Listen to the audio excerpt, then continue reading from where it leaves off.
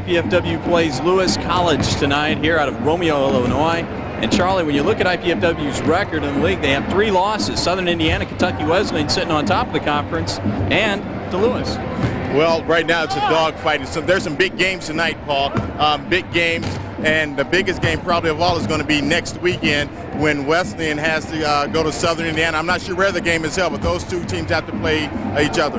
Of the 3 losses that IPFW has, one of those losses against these Lewis Flyers. Lewis sports the best 1-2 scoring punch in the conference. Egner and Adams, about 20 points apiece, and no other team can say they have 2 players that average 20 points a game. So it's a GLVC contest, big game for the Mastodons. Sure, Lewis is right now on the bottom of the heap. In the past, they've been way up there right now, but they'll come here with the dogfight. Yeah, IPFW's been playing very well lately. Got a big win against St. Joseph's the other night, but they have to guard against now coming down the stretch. They're in a good position to make the tournament for the first time ever. What do they have to do tonight and the rest of the season? Do what they've been doing thus far throughout the season. These are 3 games that you should win, the last 3 games, and sometimes, Paul, those are the hardest games to win, those ones that you should win, and they can't let down. You can say that happened a couple of weeks ago against that Findlay team, the NAIA school, but what you have to do is stay up, keep doing the things that you've done to get you here. Haven't lost yet in the Gates Center, so look for a big win for the Dons tonight. Yeah, IPFW wants to avenge that loss, 82-79 back on January 28th against Lewis. They're going to try and get after it tonight. We're going to take a break right now and be back with the starting lineups right after this.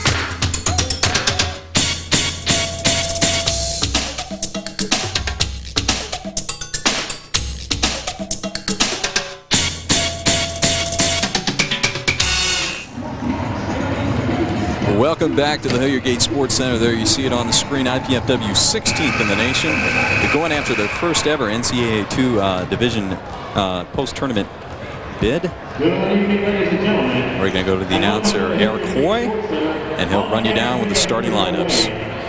For tonight's GLVC matchup between the visiting Flyers of Lewis University and our own IPFW Mastodons. First of all, tonight we'd like to honor our 1993 senior members of the Mastodon squad. First, our only senior cheerleader, Dawn Van Allen, escorted by Phil and Diane Geeding.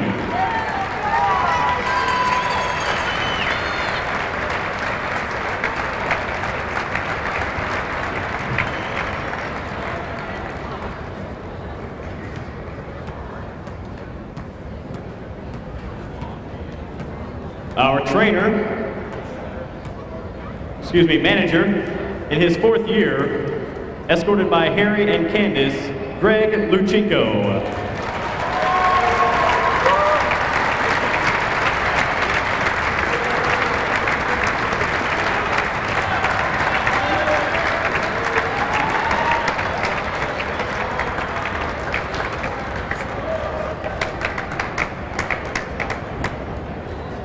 A senior guard in his 3rd year, escorted by his parents, Carl and Peggy, and his wife, Brooke, Andy Liebert. There's a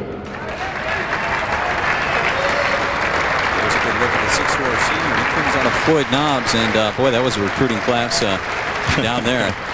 Scooped up the whole Final Four team, really, basically. Well, their whole team, you had Sean Gibson, Shane Gibson. They didn't all graduate in the same year, but at one time or another, they all played together. Andy Liebert, Mr. Graham, Pat Graham, that is, over at IU, Mr. Basketball. Doug Reinke. Doug Reinke now in the Fort Wayne Concordia, hearing him from the home crowd. Just to get back to that Floyd's Knobs game, those 3 combined for about 70 points. That team offensively that year. Of course, Graham, and the Gibson brothers.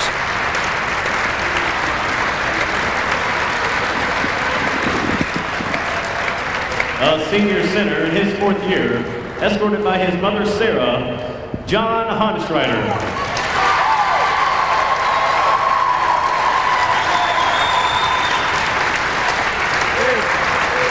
Strider is 6'6" senior out of Seymour, Indiana. Flipped an ankle pretty severely, has not played last couple of weeks.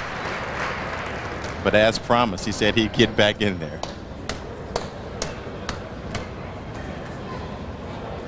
A senior forward in his 2nd year, escorted by his parents Pam and James, Tony Martin.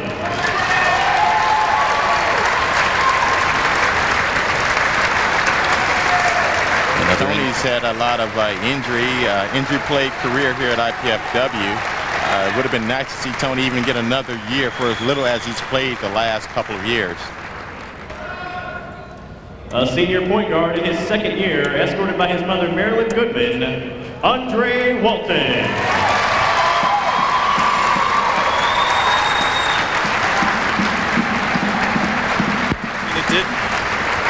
Andre Walton, great senior guard out of Saginaw, Michigan, getting a well-deserved round of applause from this partisan IPFW crowd.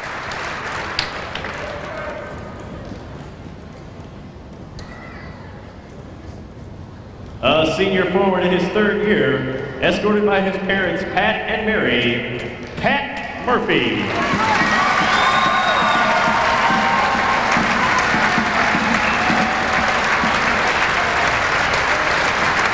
Murphy, Fort Wayne Dwinger product, has just came in and just done a wonderful job of whatever the Dons have asked him to do. Mostly they've asked him to bang around on the boards and get rebounds, and he's done a great job of that in the last 3 years. 2 senior forwards in their 2nd year and 4th year, escorted by their parents Sammy and Barbara, Sean and Shane Gibson. Final 2 of the 8 seniors on this IPFW team, and their accomplishments can't be noted enough. Shane Gibson, about 1,700 points in his career at IPFW, the leading all-time scorer. He's a leading career man in a lot of categories for the Mastodons, Paul. And probably the people who deserve the most credit and the biggest hand claps out there are those parents. Our 1993 Mastodon seniors.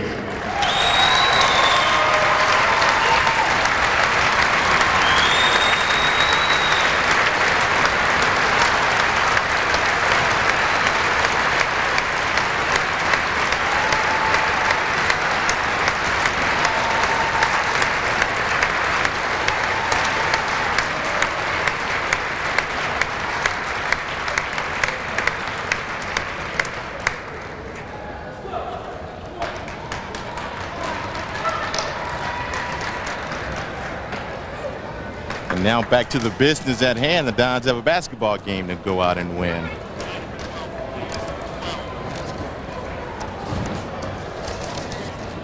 We want to thank the College Cable Access people for putting this on, and especially the grant from Cable Access Incorporated of Fort Wayne. Help telecast these live events from IPFW. This will be the last one of the basketball series, but volleyball still has about 6 more telecasts and a big win for the Volley Dons last night. First from the visiting Flyers of Lewis University. At guard, a 6-foot freshman from North Riverside, Illinois, number 10, Tim Fedorsky. At forward, a 6'6" junior from Chicago, Illinois, number 30, Rich Agner. At forward, a 6'6" senior from Deerfield, Illinois, number 40, Tim Hansen. Also at forward, a 6'6" freshman from Jackson, Ohio, number 42, Willie Woodard. And at center, a 6'5" senior from Central Illinois, number 50, John Adams. Head coach of the Flyers is Jim Whitesell. And now, our IPFW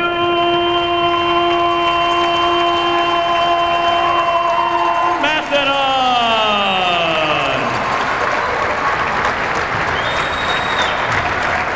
And one guard, a 5'8" senior from Saginaw, Michigan, number 10, Andre Walton.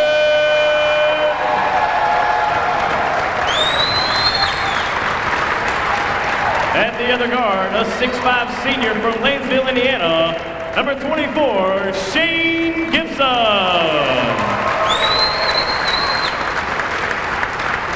And a forward, a 6'4" senior from Shelbyville, Indiana, number 12, Tony Martin.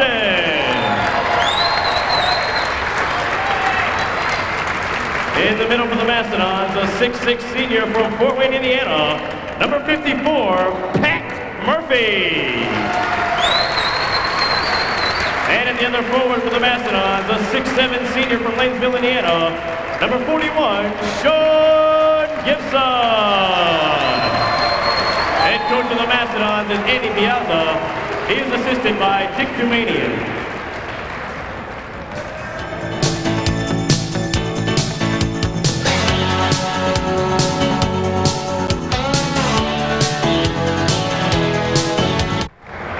Welcome back to the Hilliard Gate Sports Center. I'm Paul Farbaugh, joined by Charlie Washington. The wrap-up of IPFW's home series here. They have not lost at the Gate Center this year. Lewis University coming in here tonight, 6-18. Record deceptive, though. We pointed to that loss earlier. An 82-79 loss up in Romeoville, Illinois earlier this year, so you can't take this team too lightly. Oh, no. And when you're in a position like this, you love nothing more than playing spoiler. You're a 6-18 team, no postseason aspirations, or maybe you had the aspirations, but the 6-18 record won't get you there. So you would love nothing better than to sweep this series and keep the Dons possibly out of the postseason tournament. Okay, let's run down that starting lineup for Lewis University for you one more time. Jumping center, John Adams for Lewis. He's number 50. Number 40 is Tim Hansen. Number 42 is Willie Woodard. Tim Fedosky is number 10. And number 30 there with the ball is Rich Agner. This is Hansen out high now. Man-to-man IPFW. 45 shot clock here. Murphy shuts off now. Fedowski out on top. And low Gibson up in the air. That's 2 for John Adams. Adams is a senior coming in and he averages 20 points a game. I mentioned in the pregame, he and Agner, one of the best 1-2 punches here in the Great Lakes Valley Conference. Agner comes in at 19 a game. To Shane Gibson, 3 partially blocked. Scramble on the floor. Martin comes up with it, gets fouled, no call. This is Gibson now, good pump fake. Looking for help. Murphy, this is Walton for 3. And it looks at the outset of this game, these Flyers from Lewis have come in very intense. Good defensive pressure that time by Lewis. And it was Rich Agner with a rebound. Lewis leading 2-0 here, just a minute into the contest. Backing down low. It's John Adams with a fall away. Might have gotten away with a walk. His second bucket of the game, 4-0 Lewis.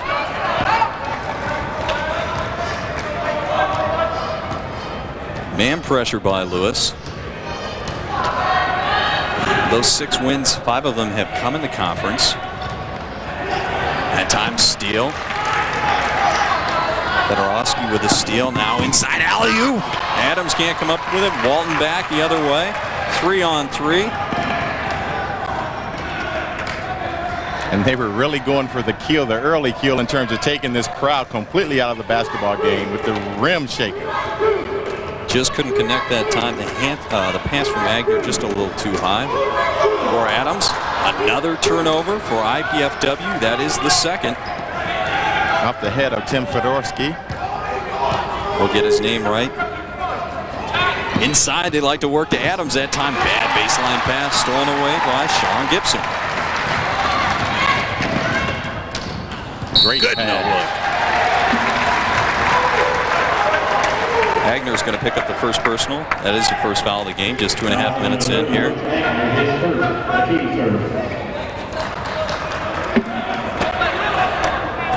And you can see right there why Andre Walton is leading the league in assists with the great nifty pass to Pat Murphy. Shane for a 3. Martin with the tip, Murphy after it. Caught an end line. That's going to be Lewis ball underneath the IPFW basket. Shane can really get his shot off very quick because he's not a jump shooter. He's more or less a set shot. It's time a long pass down, layup good by Willie Woodard. And what we talked about earlier, you have to guard against taking a team too lightly. It is 6-0 Lewis. IPFW off slowly. And something you don't want to see a team like Lewis gain confidence. They have nothing to play for, and they can just be very loose out there. Time Gibson around his screen, doesn't get the fall. Great hustle that time. On the floor was Hansen. Walton got a piece of it. It will be IPFW ball, trailing 6-0 here in the early going. This is Walton out high. Good sticky man-man D by Lewis University in the early going. Right now the Dons seem to be a little flat. The cuts aren't as crisp. The movement and the passes. Right there, another non-precise pass by Tony Martin. This is Shane over to Murphy. Back to Shane Gibson. Inside his brother Sean. Nice spin move.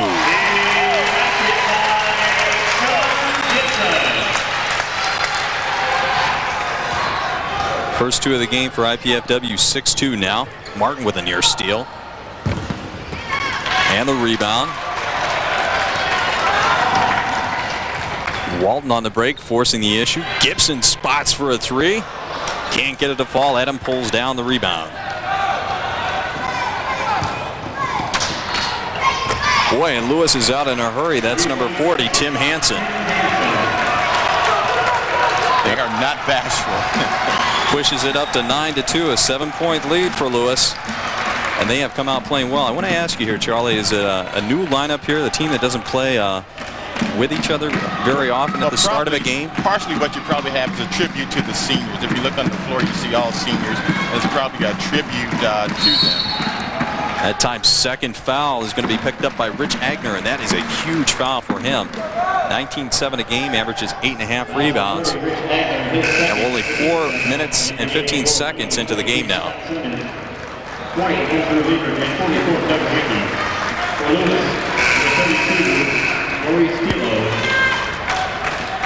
When you have 8 seniors, Paul, you can only accommodate 5. And two of those other seniors have just checked into the ball game. Andy Liebert and, of course, Doug Renke out of Fort Wayne Concordia High School. And Renke has a ball now, tosses it back to Walton. Checked by Fedorsky. And junior Scott Simmons also has entered the ball game. Looking for an outside compliment to Gibson. Going to have a timeout here. Have a little blood on the leg of number 40. That's Tim Hansen. And that should mean he has to exit the basketball game by the new NCAA rules. We've seen that quite often here with Sean Gibson rather, hitting the deck a couple times and having stitches the one time.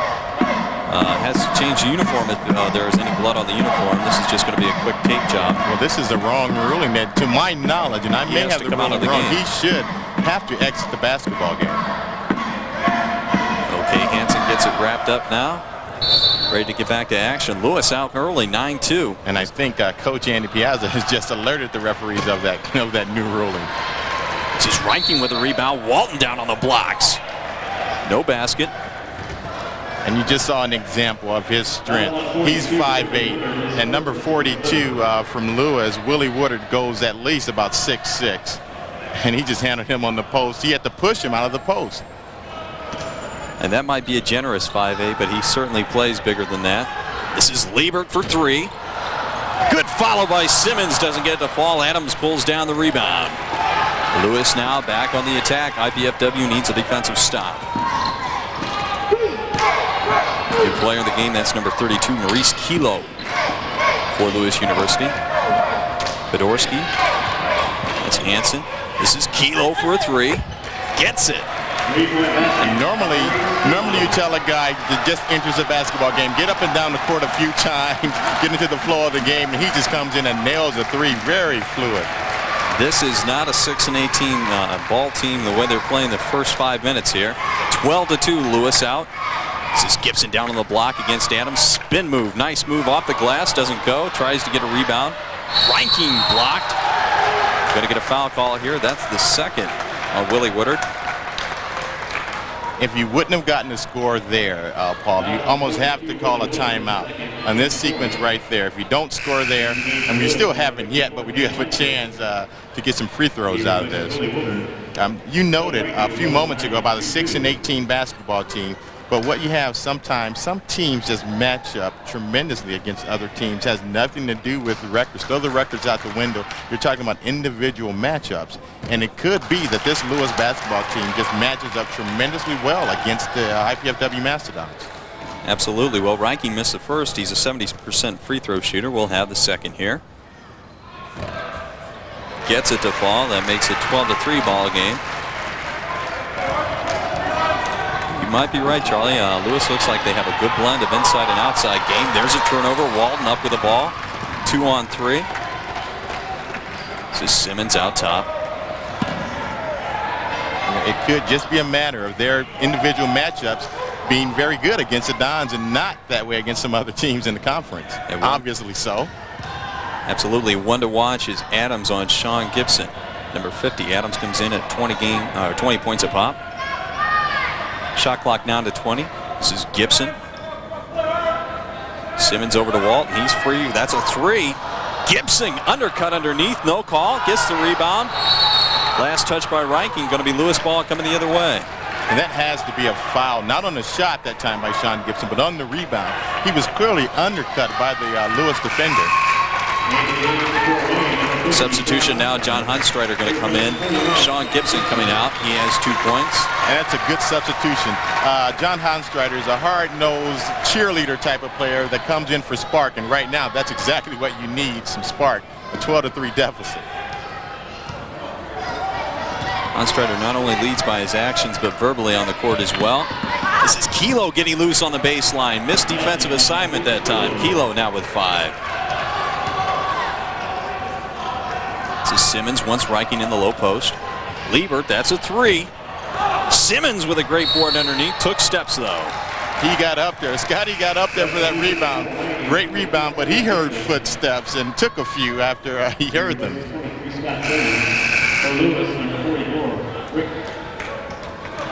And right now the Dons searching for the right combination. After you start all 5 seniors that maybe you don't normally start, you're searching right now for the right combination. And any combination you have for the Dons, I'm sure Sean Gibson has to be in it. And right now he's not. Okay, some new substitutions. Number 54, Dan Lundquist in for Lewis University. Back in the lineup for IPFW, Shane Gibson. Good cut down low. That time Lundquist gets the board. We're going to have a foul. That's on Andy Liebert, I believe. Yeah, I think two-shot foul. And IPFW is having a little problem with Lewis's quickness inside.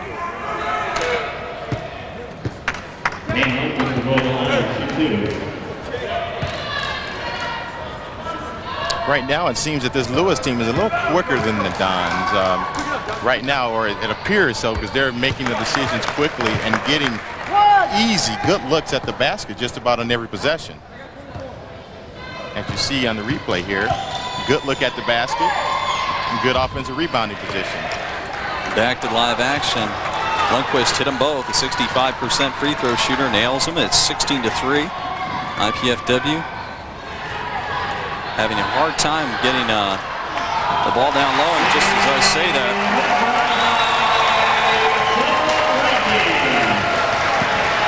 Doug Reinking, Axner's a little bit of a baby hook, really. Yeah, it's a good move, though. Great move. 3 points for Reinking now. Cuts the lead back to 11, 16-5. Inside, thrown away. Gibson has a hand on it. Gets it back again. Another turnover for Lewis, their third. Up ahead, Liebert. Whacked. Liebert went for the jam to really get the crowd into the game. May have been better off using his body to shield a defender and just go in for the easy 2 and possibly 3 points.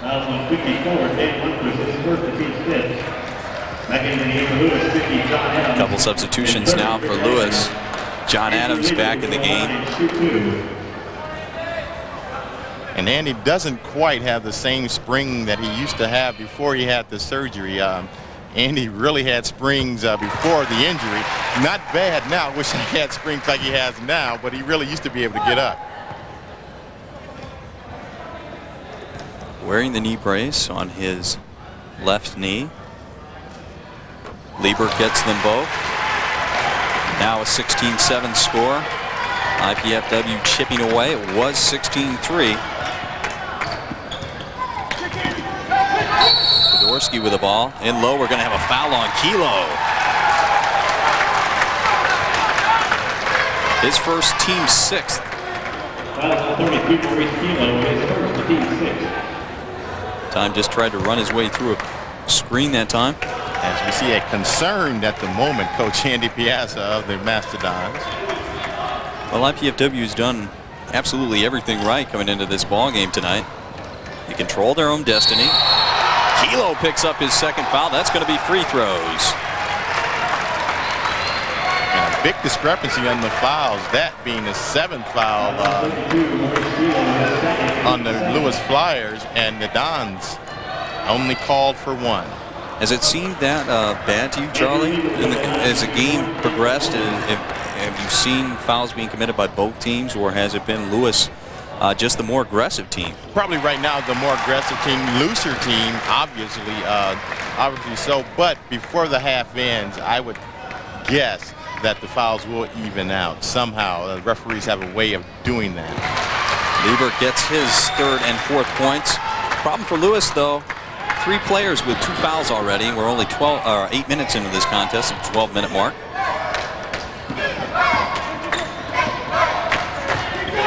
(16-9), Lewis University. This is Kilo inside. Good move down the paint. And Kilo right now, you can see the confidence in his eyes. He does not think there's an IPFW Mastodon that can guard him. And he may be right at the moment. Good first step there by Kilo. Might have got away with a walk on the jump step there. He'll have to. Shane Gibson picked up that foul for IPFW. That's his first.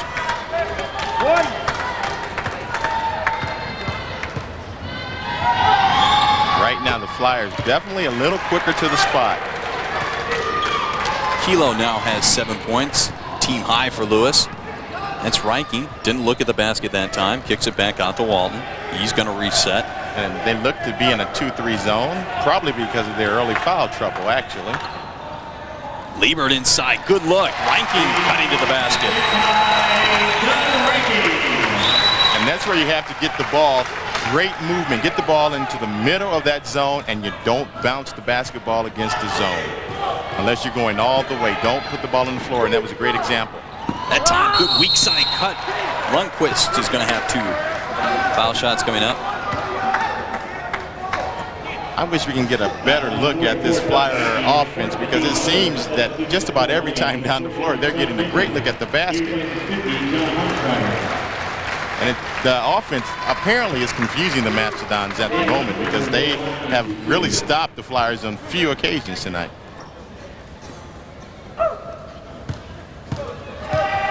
Lundqvist, as we mentioned before, just 66%.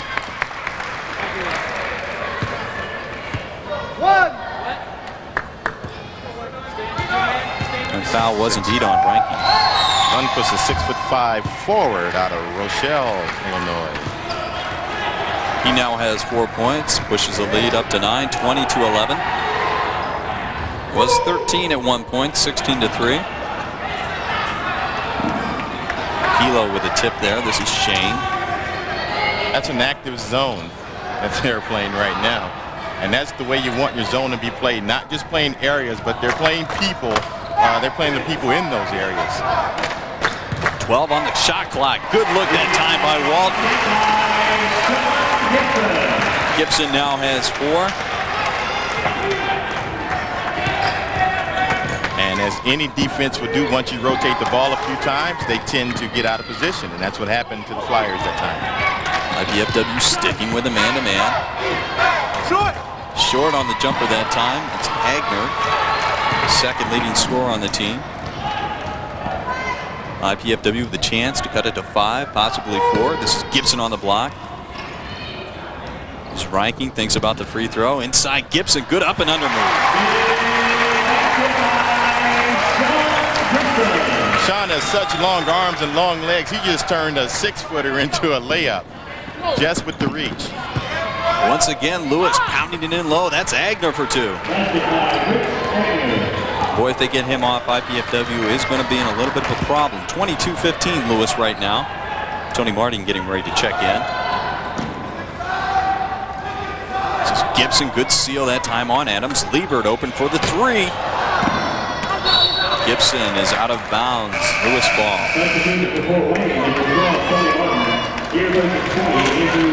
And if I'm not mistaken, Paul, I don't believe the Dons have made a 3-point attempt tonight.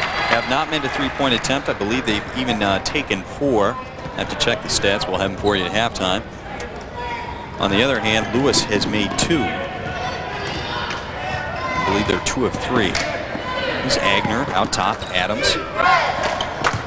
Once again, Kilo driving by his man. Rankin gets the block. Martin comes out of there with a board up ahead to Walton now. It's a 3-on-3. Kilo gets a hand on it, no foul. Gibson with a drive and the pull-up.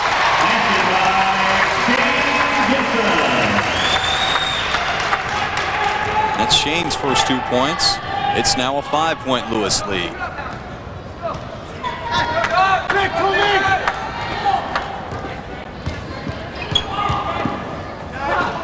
Put Agner on the baseline. He gets loose again, and Martin with a foul. What did you see that time offensively for Lewis down this trip, Charlie? Well, right now they got a little bit out of sync. The point guard, number 10, Fedorsky, and I believe I'm pronouncing that correctly, dribbled around, found the opening, near steal in the on the cut that time by Agner, and then once he got the ball and got the step, he pretty much broke down the defense. So now I didn't see much of an organized play, but nonetheless it was effective.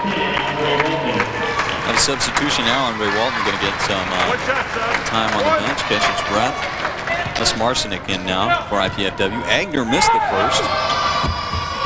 Gets the second to fall. He now has 3 points, and it's a 6-point Lewis lead, 23-17. Russ Marcinick with the basketball out of Hammond, Indiana. Hammond Knoll, an old high school rival school of mine. Gibson, that time Kilo got a hand on it, no call. Back the other way, now it's a 5-on-4 for Dorsky. Agner spotting for the 3. Tipped away, good play by Martin. Marcinick wants to push it. 3-on-3, Gibson, this is Shane for a 3.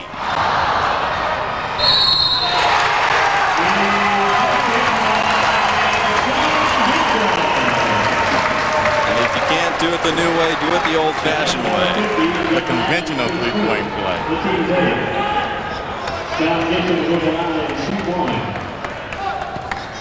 Wasn't much of a foul. Absolutely not. John Adams picks up his first foul.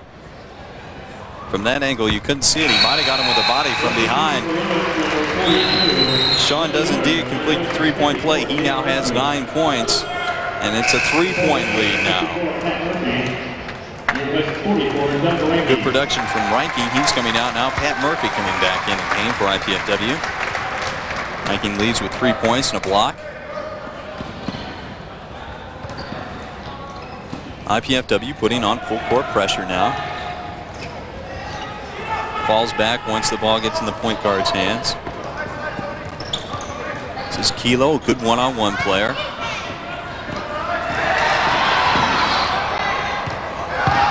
Gibson out of position, and his man Willie Woodard puts it off the glass. He didn't call it, but it counts anyway. 25-20. I don't think he meant to call that either.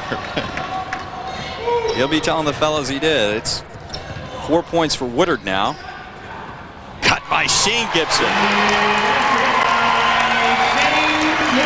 have to wonder how many times they did that Floyd Central High School. Or in the backyard, 2-on-2.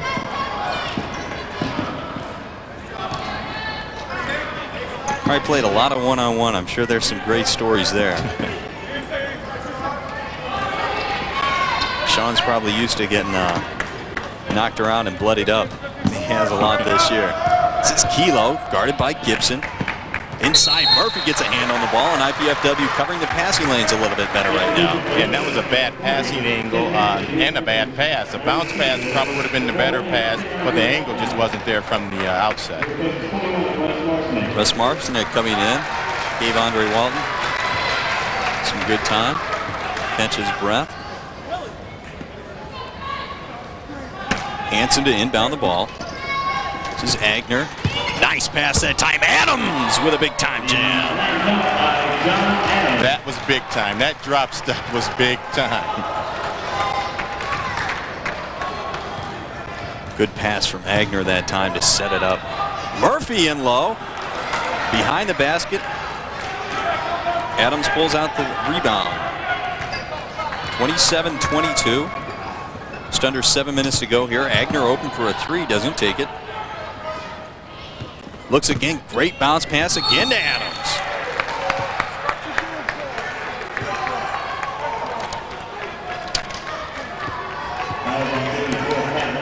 John Adams will go to the line here for two.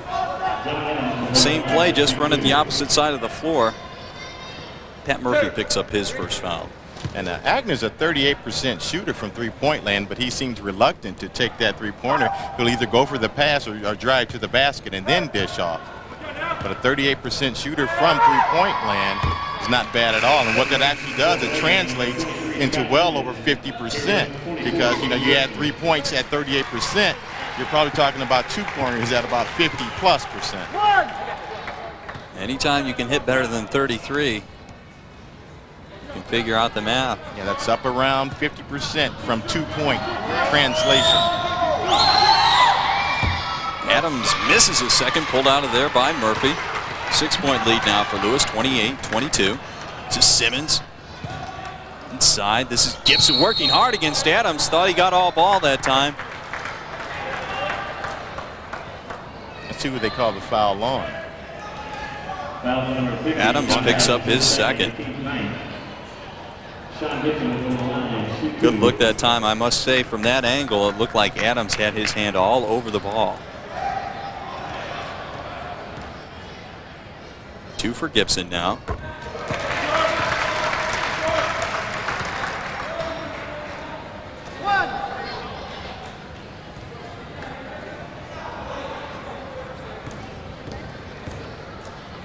The All-American candidate, Sean Gibson, sinks the second free throw. And he's a very strong candidate for Player of the Year in the Great Lakes Valley Conference. Comes in at 21-4 a game and 9.5 rebounds. Has 11 tonight, and this is going to be a poster. Check it out. Boy, it looked like he flipped an ankle there. Hansen got a piece of it. Down low, Adams off the end line. And Sean's trying to walk that one off right now. He was setting himself up for the jam and kind of lost his footing.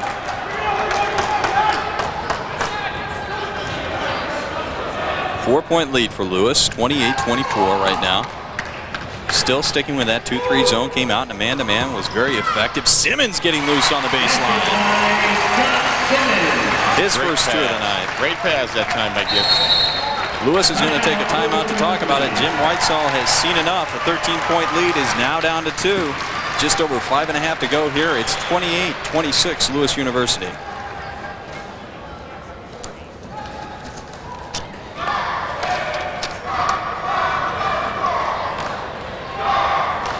The College Cable Access Program Guide provides information about our programming, including sports telecasts. To receive your free Channel 6 program guide, send your name, address, and zip code to Channel 6 at IPFW 2101 Coliseum Boulevard East, Fort Wayne, Indiana 46805. Or you can call us at 481-6000. And please note that new phone number, 481-6000. Yeah, you do that very well, Charlie. Almost like you had that memorized. Just about. 28-26 here, and IPFW coming back. They're doing it with good defense right now. Lewis before was pounding it inside, getting good looks at the basket. Last few possessions, they've been a little scrambled down at their end. Well, it's something, you know, you win basketball games on the defensive end. Of course, you know, whoever scores the most wins the basketball game, but that's how you get your easy offense. You make steals, you create fast breaks for yourself, like the opportunity Sean Gibson had. He missed the layup, but that's how you get the free points, and that's your offense. For some teams, if we play good defense, hey, that'll be our offense, and we don't even have to worry about thinking about setting plays. IPFW out in the press. Dropping back once Fedorsky gets the ball. He's over the timeline with a second to spare. And it's obvious he is the primary ball handler for this Flyer basketball team. Flyer basketball team going pretty big. Everybody out there 6'5" or better, size of point guard. Fedorsky nails a three. That's the third three of the game for Lewis. IPFW has not hit one yet in 6 attempts. And the lead is up to 5. This is Walton now, and Lewis, after that timeout, back to man-to-man.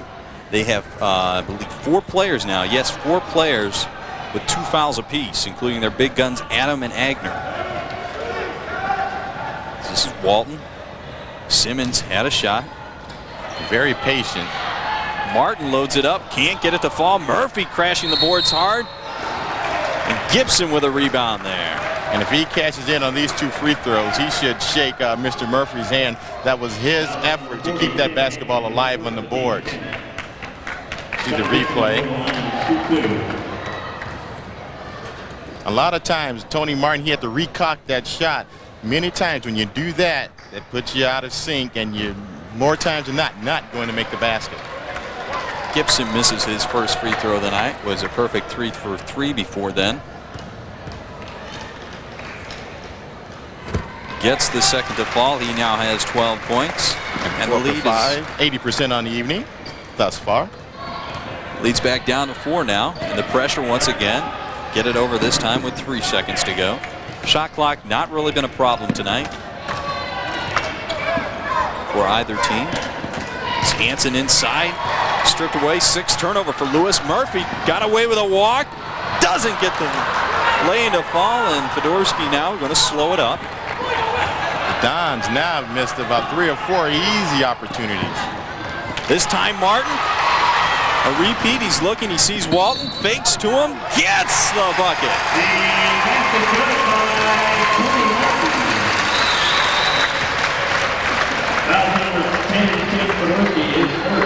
That's a great step into the passing lane that time by Tony Martin.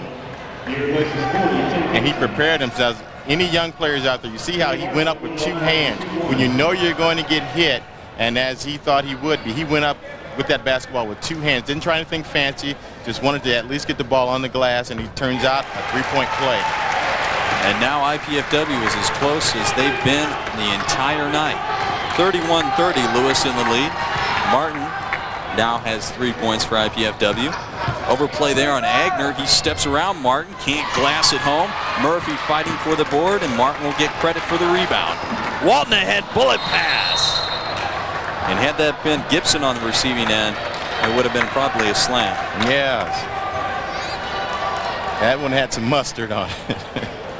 Dan Marino type pass. So look for Andre Walton's name in the NFL draft. Some of these players possibly could look for her. Ooh, time Kilo going to be charged with the offensive foul. That is his 3rd.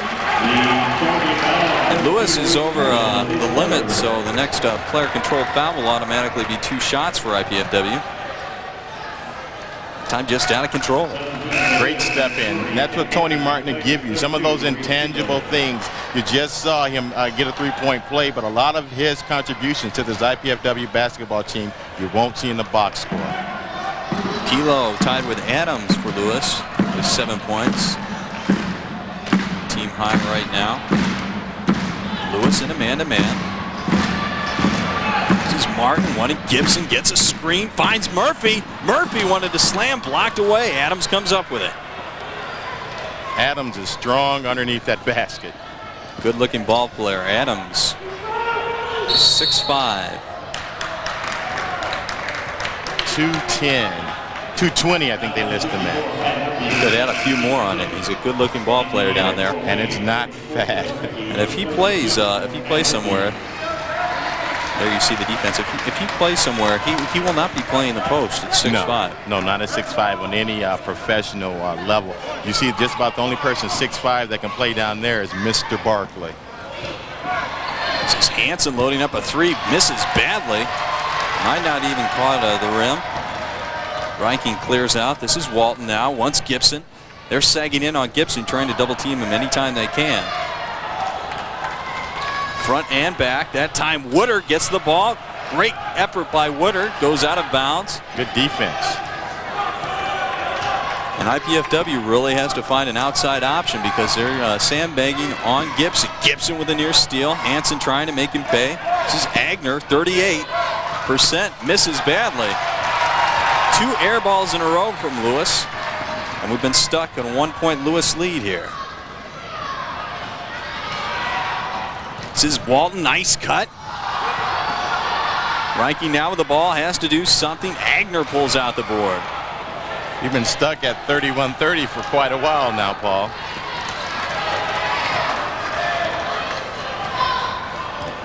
The last 5 possessions have resulted in no points.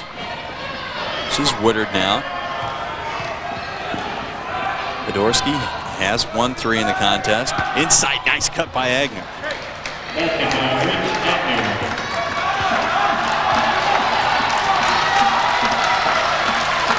Agner now has 5. The lead is up to 3, 33-30. Just over a minute and a half to go here in the first half. This is Martin. They're playing really well off Martin. He has an open shot if he wants it. Simmons takes the 3.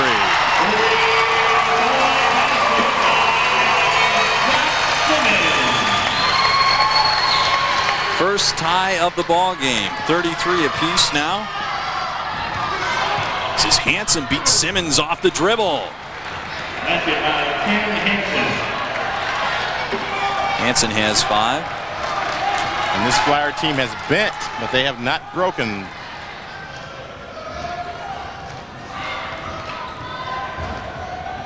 This is Walton now. Gibson pops out. Rankin working the low post. Little 2-man game. Rankin this time. The hook does not fall. Rebounded out of there by Agner.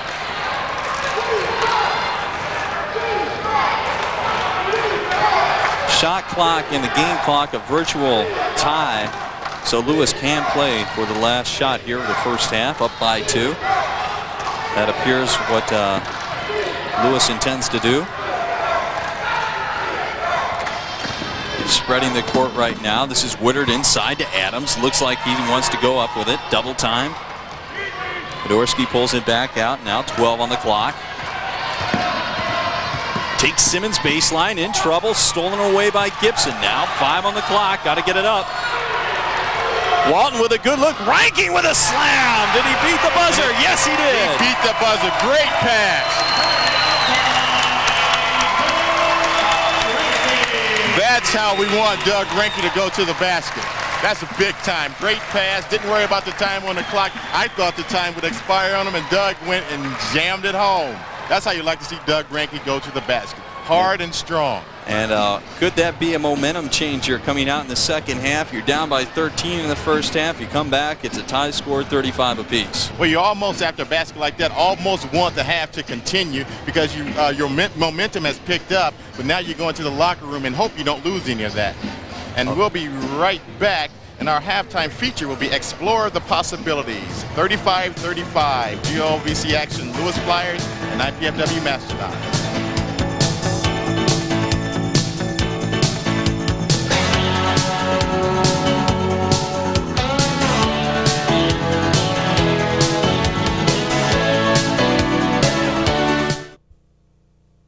Welcome back to the Hilliard Gate Sports Center. I'm Paul Farbaugh, joined by Charlie Washington. It's a Great Lakes Valley Conference matchup tonight. The Lewis Flyers versus the IPFW Mastodons, locked up at 35 in the first half.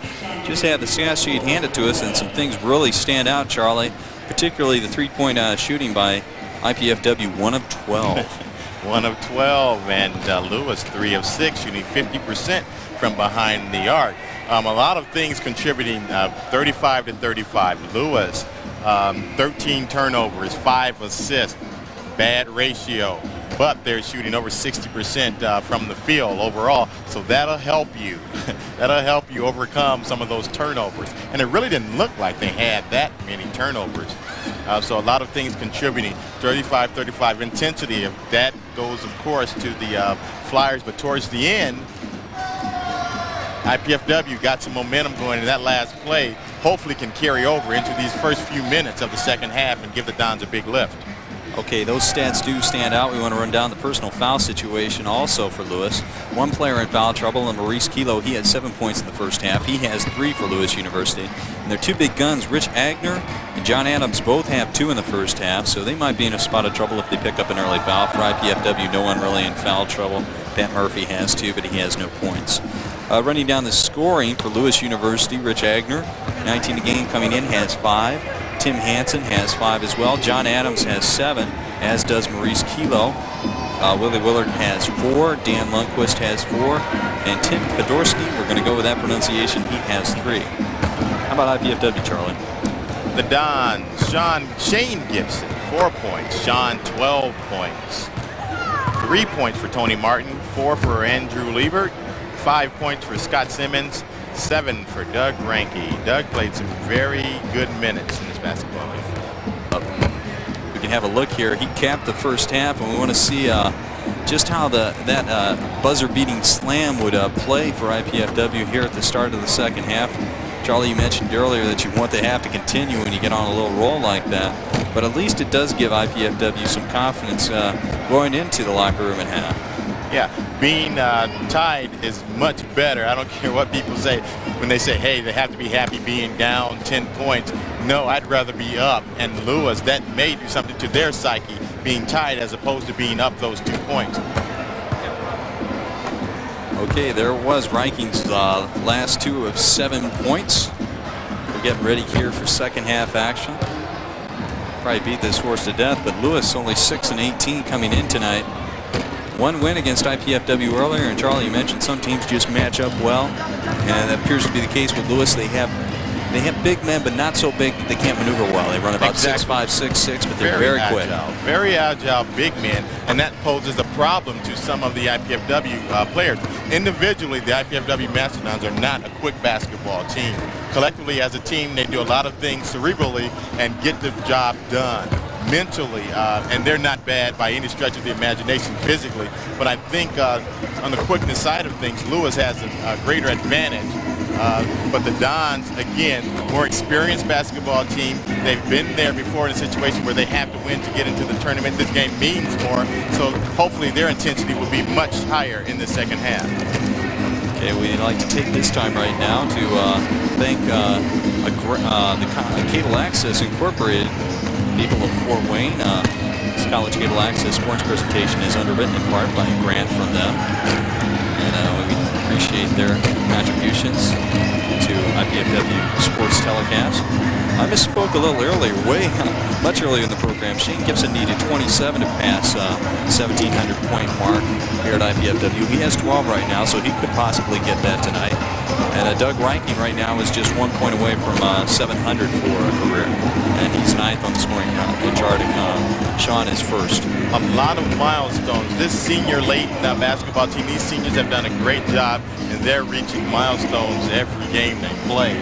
And it's great to see where this program has come, how it's evolved, and to be on top of the GLBC right now is a great asset, not only to these current players, the players of the past few years, but of all the players who participated in sports here at IPFW. The sporting program as a whole has just become a quality class act. Hey, Charlie, what does IPFW have to do here in the second half that they didn't do so well in the first half? And what does Lewis want to do against this IPFW team? They got off to a 16-3 start. Well, IPFW, the first 3 minutes of the second half is crucial. Who jumps out? Who gets the momentum? Of course, the Dons have to start sticking some of those outside jumpers. It's very obvious, as you saw, the Flyers are converging on yes, Sean Gibson with 2 players. So that leaves somebody open, and 1 of 12 3-point shooting is not going to get it. This is a team that shoots right around that 40% mark and way up there in the GLVC. So we need to start sticking some of those 3-pointers. What Lewis has to do, they're loose again.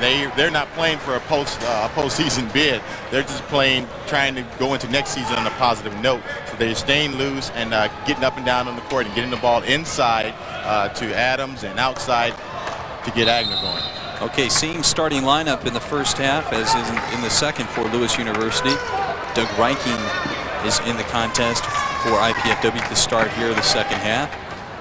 He's the other lineup change from the first half. Both Gibson brothers are in. Reiking gets it down low, rolls a layup off the rim. And that's another example. He kind of went up and nonchalant at that basketball. He has to go strong to the basket. Woodard pulls down the rebound. This is Agner, can hit from out there and does. He hadn't, and I hope this doesn't get him going.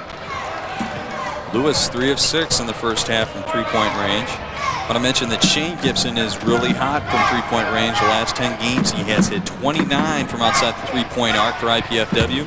Couldn't have timed that one better. Gets it 2, I believe. They give him 2 on that. He gets that shot off so quick and barely jumping, and that's what makes him such a good shooter. He can get that shot off without a defender getting to him quick enough. This time, good look in from Adams. Agner to Adams. It's been working well. That is his second assist for Agner to Adams. The A-team, I'm sure they call themselves. Pushes it up to 3 now, 40-37. This is Reiking fronted. This time Lieber goes in. Is he going to get the bucket called? Yes, the bucket does count. Foul on Woodard. That is his third. And Doug Ranke made a great pass, but Doug can take lessons on the way Liebert went to the basket. He went up hard and strong, did not worry about the defender down below. He concentrated on the basket, and that's why he's at the free throw line attempting to complete a 3-point play. He doesn't get it. He only has 1 bucket to go with 4 free throws tonight for 6 points. Lead is 1. Lewis 40-39 over IPFW. Woodard misses the leaner in the lane, but Agner comes out of there with a board. Pretty even off the boards first half. IPFW with 15, Lewis with 13. Adams team high 5 for Lewis. Gibson pulls down a board. This is Walton up ahead to Liebert as a wingman. That time another blocking call. Lieber doing a good job getting out on that lane, and Andre Walton found him. And that time Agner kind of eased under. He was definitely moving. And that's 3 on Agner. And he has to, no, he doesn't exit the basketball game. But he's got to watch himself now. We talked early. They have 4 players with 2 fouls or better. Maurice Kilo had 3. Agner was with 2. Now he picks up his third, and Lieber back at the line.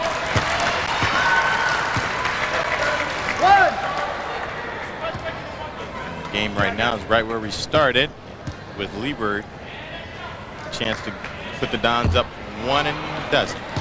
IPFW didn't get their first lead of the game, pulled out of there by Hansen. Going to pick him up half court here. Here's Walton against Fedorsky. Adams out high. Agner's going to load up the 3. Hits it again. And now what you're creating, Paul, now is a mental block. You get to the hump, but you can't get over it. You have to get, when you get that first lead, you should see a big momentum change, and the crowd will definitely get into the basketball game once the Dons go up by 1 or more points. Good man-to-man defense now by Lewis. They're going to double up whenever they can on Sean Gibson down in the low block. This is Walton out high. Lieber pops out, wants to get it to Gibson, does double time. Off the glass, doesn't go. Shane crashes aboard. Shane with the acrobatic tip in. 4 points for Shane in the second half. It's now a 1-point ball game again. Fedorsky now works it over to Hansen. Has Liebert on him. This is Adams on Reiking. Fedorsky gets loose. Hansen now. This is Agner. Pretty good ball movement by the Lewis Flyers. Catch IPFW running at them. Agner does. Pops it out. This is Hansen for 3. Pulled out of there by Reiking. And IPFW with another chance to take their first lead of the ball game here.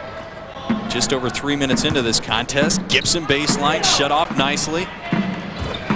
Liebert, that is a 3. And that's a big momentum builder. Get you over that hump, and a three-pointer always gets the crowd into the basketball game. 10 points now for Liebert. And it is a 2-point lead for IPFW. It came 23 minutes into the contest tonight, but it is a lead. Lewis now working some clock. This is Agner baseline. Tipped away by Liebert. Fedorsky now, that's a 3. Gibson, good weak side rebound. 1-on-2, Liebert pushing the issue, can't get it to go. Reiking tipped the ball.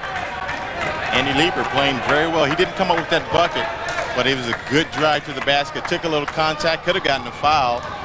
Didn't get it and didn't get the basket. Good effort, though. Well, only 3 players have scored here in the second half. Liebert and Shane Gibson for IPFW and Agner for Lewis. This is Adams, though, answering. Good move by Adams. Impressive ball player. Yes, and they haven't gotten him the ball very much. And thank you very much, Lewis Flyers.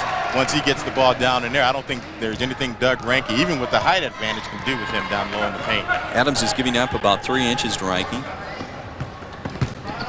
This is Gibson double time down low. Adams with a block, and they're going to call him. That's his 3rd foul. Ranking will go to the line for 2.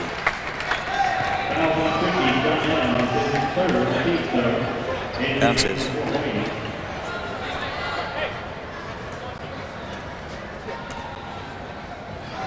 Good look that time by Gibson. Sean is going to have to look for the open man there. He gets double teamed. Adams is coming out in the ball game now. First time, Rick Garcia.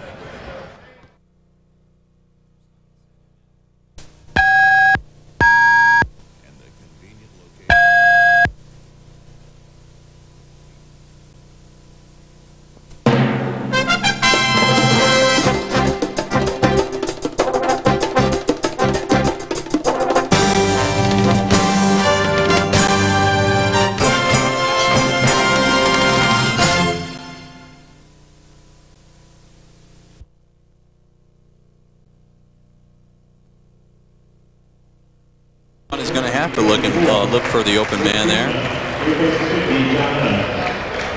He gets double teamed. Adams is coming out in the ball game now. First time, Rick Garcia. First time in the second half. Finding open players will not be a problem for Sean Gibson. Sean has always been a very unselfish player, and he's just moved up the last 2 years into more of a scoring role, but still very much a complementary team player. Gibson hits the second, and that is his 700th point. He's going to come out. Pat Murphy in now.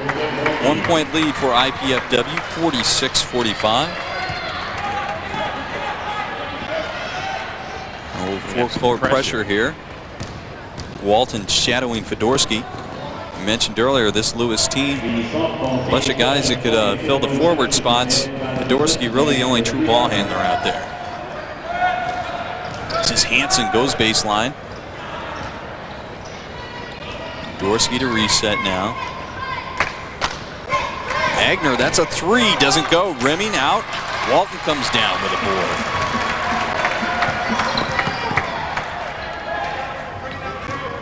Simmons now. Gibson again, double time. Simmons, bad pass. Simmons comes up with it. Walton now, screen from Gibson.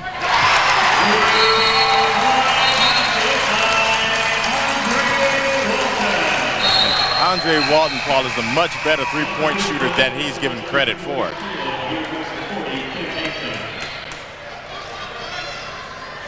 First points of the night for Andre Walton. Pushes the lead up to 4. IPFW, biggest lead of the game, 49-45. This time a traveling violation just into the ball game. Kilo travels with it.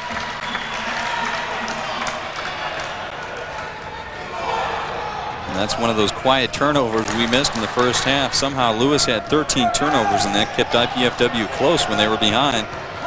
Double digits. In a man-to-man, this is Lewis. Simmons now over to Gibson. Going to have a hold this time. That's Garcia. It's the 4th team foul. And we had this foul situation in the first half where it was 6-1 at one time on Lewis, and now it is 4-0 here in the second half. 4th team foul. It's Garcia's first. John Adams is back in the game. Number 50 for Lewis. This is Gibson. Pushes it out to Murphy. This is a 2 by Simmons. Gets it. Simmons is such a fluid, pure shooter. Time got a nice screen. Jim Whitesall is going to take a timeout now. His team has lost 6 points in the second half. It is 51-45. We're going to take a timeout right now and be back after this brief messages.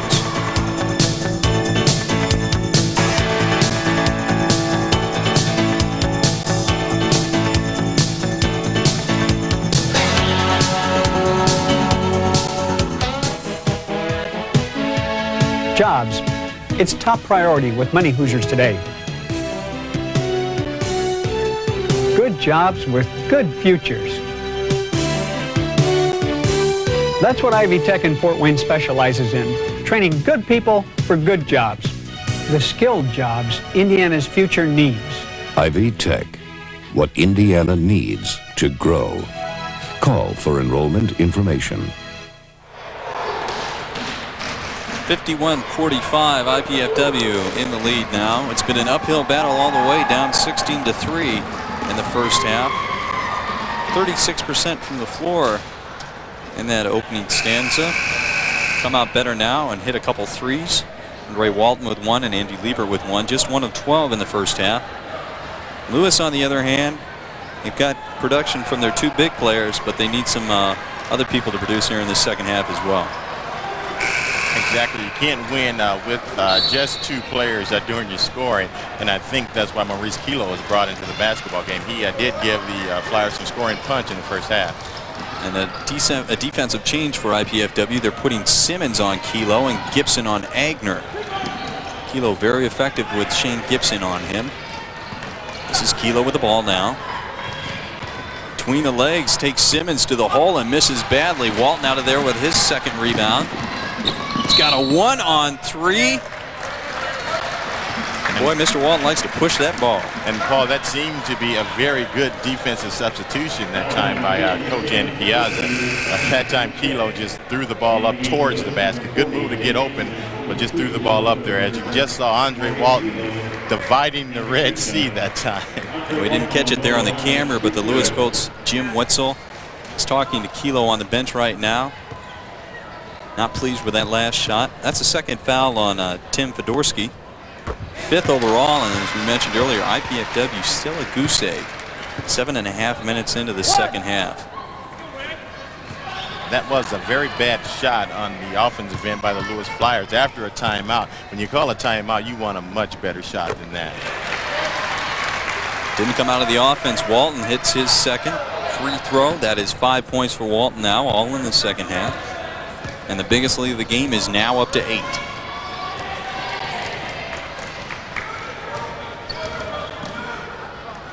This is Hansen with the ball, has hit a 3 tonight. To Fedorsky, he has hit 1 as well. Get it inside to Adams. Good looking pass, good completion there by Adams. When they get the ball down low to Adams, down on the low post, he is really pretty much unstoppable tonight. Especially when you let him get the ball that deep into the paint, there's really not anything you're going to be able to do about it. Lead cut to 6 now. This is Adams guarding Murphy. Gibson gets a step on Agner, goes baseline, gets the roll. 10 for Gibson, 6 in the second half. The lead is again 8. Willie Woodard going cross court. This is Hansen, thinks about a 3. Now 2-time by the Gibsons. Gets it to roll in. Nice move by Hansen. Simmons comes right back. That's a 3. And what they didn't have in the first half They have now. His form may be better than I've given credit to former player Dwayne Shears having just about the best form I've seen on an IPFW Mastodon. Scott Simmons has beautiful form on his jump shot. Absolutely. One night last year, Dwayne Shears hit 10 of 11 from three-point range. I believe that was against the University of Indianapolis. That, of course, is a record. Simmons just a junior. Agner coming back. That's his 8th point here. Second half, 13 overall, getting close to his average of 19. An 8-point lead again. Simmons thinks about it. Drives. Martin corrals the pass and loads up a 3. Not good rhythm that time for Martin, and Agner comes out of there with a board. A walk that time, not called on Woodard. Adams in down low. Murphy picks up a foul, and the two are doing a little trash talking down there. And that looks like it would be a pretty good matchup. Those are two men. Time Murphy was telling him he had the block all the way. See what Lewis does if they go right back inside to Adams. That's the first team foul on IPFW here in the second half. Knocked away by Martin. Great play. It's a 2-on-2. Martin, though, loses a handle, gives it up to Walton. This is Liebert. Screen from Murphy. No one picked Liebert up. Liebert with 8 in the second half now. Again, you mentioned great screen off that time by Pat Murphy. And Adams with 3 fouls already didn't want to take a chance on picking up number 4. Biggest lead of the game now for IPFW, 61-51. This is Hansen out high. IPFW picking up the defense a little bit. That time Martin a little too much.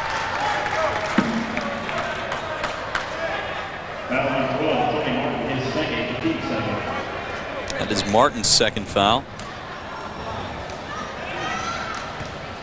Martin playing well tonight, though, Paul. He's been after at the offensive end. He's going to pick up another one here. Pat Murphy. Pat Murphy picks it up instead. I'm sure that may stem from that earlier altercation between he and John Adams. That is now his third foul. Didn't look like much of a foul, just a lot of incidental contact there that happens so often down in the paint. They have Murphy for 4 on the board. We'll check on that. That is indeed Murphy's 4th foul. He remains in the game. And he by far, that's number 5. I was just about to say he by far on the Mastodon team is the best matchup against John Adams. And you saw Doug Ranking was getting ready to come in at the next dead ball for Murphy, and he is going around shaking hands right now because he is out of the ball game, his last game here, and he's going to have to watch it from the bench the rest of the way. 10:56 to go. And he's giving defensive instructions to Doug Ranking. Great career here, and the fans giving him a well-deserved 3-year applause for his efforts since he's become an IPFW Mastodon. Gets a bit of a standing O here as he leaves. IPFW a little bit in control that time. Agner tried a 3.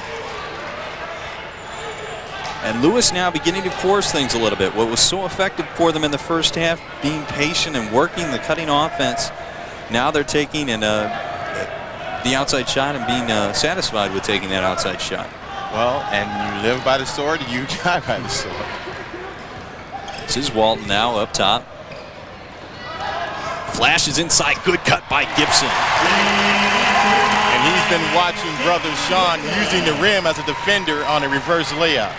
Gibson. Great play that time by Gibson. Gibson now with 12 points, 8 in the second half. Adams, nice spin move. That time Ranking got a piece of it. Timeout by Lewis. It seems pretty simple, Paul, for the Flyers. You get the ball to Adams and be done with it. But they're having a hard time getting the ball to him at the moment. Well, a good 1-2 punch. Adams now with 6 points in the second half, and Agner now with 8, and they are the 1-2 punch for Lewis University. Well, it is a 10-point lead. IPFW has come out in the second half and loaded up some 3s. And the difference is they began to hit them.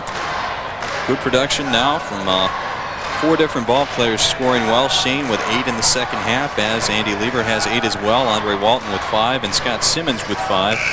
Doug Ranking had a free throw. And Paul, what that three-point shooting is going to do is you're going to have to come out and guard those shooters now, and that's going to open up the inside for Doug Ranking and particularly Sean Gibson, because he's been double-teamed and more or less corralled for most of the night. Lewis has effectively double-teamed Sean Gibson for much of the game, but IPFW is now hitting from the outside, and it is the difference. This is Walton now with the ball. Well, if you're Lewis, I mean, what do you do defensively? Not a lot. You have to take some gambles, and when I, take some gambles, you have to go for some steals, play the good position defense. That time, ball fake from Walton, lost Woodard, but Walton misses a 3. Pulled out of there by Hansen. This is Fedorsky with the ball now. Agner, Hansen can hit from there. Fedorsky thinks about it. This is Agner, at a step. Still 30 on the shot clock. Looks like they're trying to get the ball inside to Adams. This is Woodard now. Goes baseline. Nice move by Woodard. Doesn't go. Adams gets away with a push off, or does he? Doesn't get away with it. That is number 4 on Adams, and that is a huge one. 13 points for Adams. Comes into the contest averaging 20.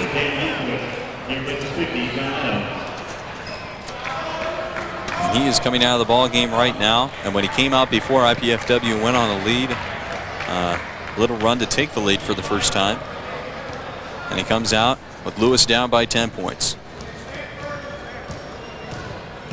When I said Lewis has to take some gambles, what I mean is they have to make some things happen on defense. Do some double teaming, maybe some trapping. There's plenty of time with over 9 minutes to go, but you have to make it happen here on the defensive end. There was a good double team on Ranking. Got away with maybe a little push off. Gets the basket. 10 for Ranking now. 12-point lead. And with Adams out, Lewis really does have a hard time getting any consistent option down in the low post.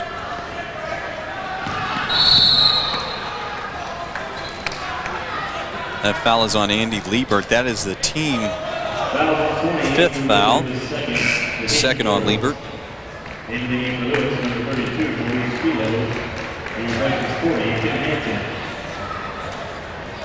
And the last time Lewis had a situation like this, they tried a dummy play, and it was stolen by Tony Martin. This time not stolen. And the dummy play worked. What I mean by dummy play, a player will stand just about in the middle of the lane and look as if he will have nothing at all to do with the play, and then all of a sudden he's cutting, getting the basketball. Or in the case of Scottie Pippen and Michael Jordan for the Chicago Bulls, they just throw it up there and they just go get it. One or the other just goes and gets it. And they can throw it over the backboard and one of them will go get it. Well, Charlie, it amazes me. I mean, every team has those plays. Why do players fall for it? Well, I mean, we're still, people, creatures of habit. If someone looks, we try, we act. We try, that's what a fake is. You fake like you're going to do something else. And in this case, you look like you were going to have nothing to do with the play, and then all of a sudden, the play is designed for you. Gibson double time down low. Walton down the low post. Great pass stolen by Kilo. Woodard out of there in the air with nowhere to go, and then Fedorsky now is going to bring it over the timeline. This is Agner now. Lewis with a chance to cut to 9 or 8. Lundqvist inside, can't get it to fall. Hustle by Agner that time and off of Lewis. On that last sequence, Paul, I don't know how to say it, but that was a great pass by Walton, but a great steal, all in the same play and on the same pass. I don't know how to explain that, but great look by Walton, and then again, greater defensive play by the Lewis Flyers. Great anticipation by Kilo, and you can tell that was a little bit of a playground move by Walton there, and the better playground move, the anticipation by Kilo. Well, Adams got a brief rest now, laying off Gibson. He's back in the game, and Shane connects. And it looked like they went into a 2-3 zone kind of to protect Adams, as so many coaches would do to protect their star players. This is in Woodard. foul trouble. Woodard now, Fedorsky now. This is Agner, can hit from outside. This is Kilo, a good one-on-one player. Double timed, Adams puts it up. Would have got the continuation, I believe. And I continue to look at this Lewis basketball team, and they don't appear to be a 6-18 basketball team, even being down at the moment by 13 points. They don't appear to be a 6-18 team. Well, I'm not sure if this is correct or not, but I believed the other night they beat Kentucky Wesleyan as well, and Kentucky Wesleyan sitting in 3rd place. So they beat the number 2 and the number 3 team in the conference. And I think a lot of it may have to do with their point guard, who does most of the ball handling, is a 6 foot, 160-pound freshman out of North Riverside, Illinois, and that, of course, is number 10, Tim Fedorsky.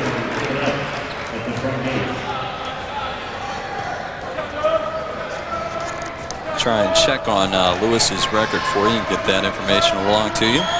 Adams misses the first one. Gets the second. He now has 14.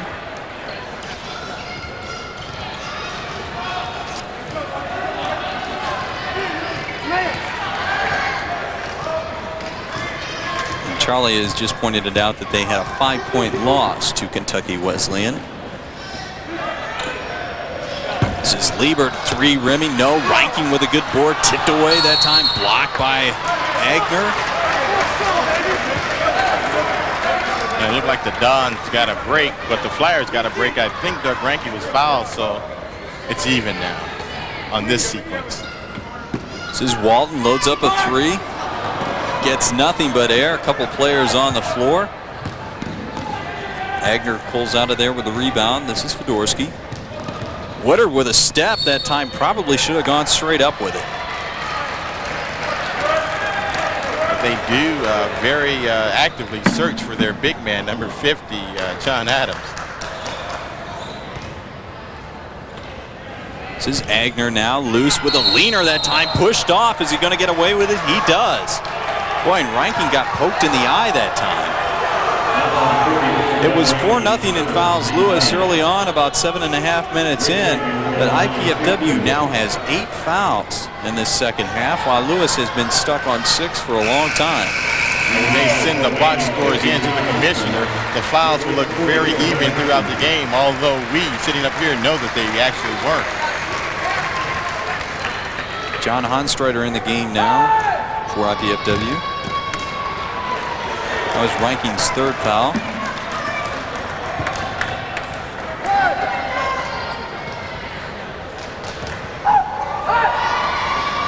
Agner gets the second. It is now an 11-point ball game, 67-56.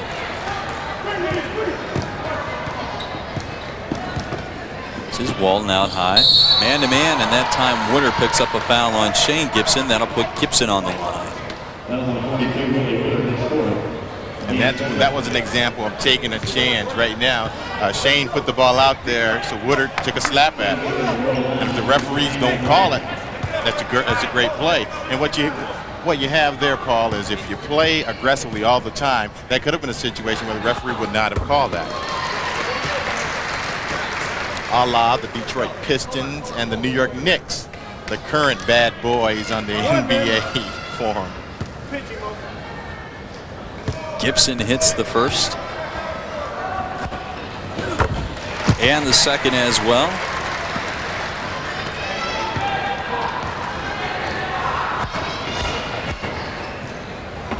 13-point lead rather for IPFW. Just over 6.5 to go here.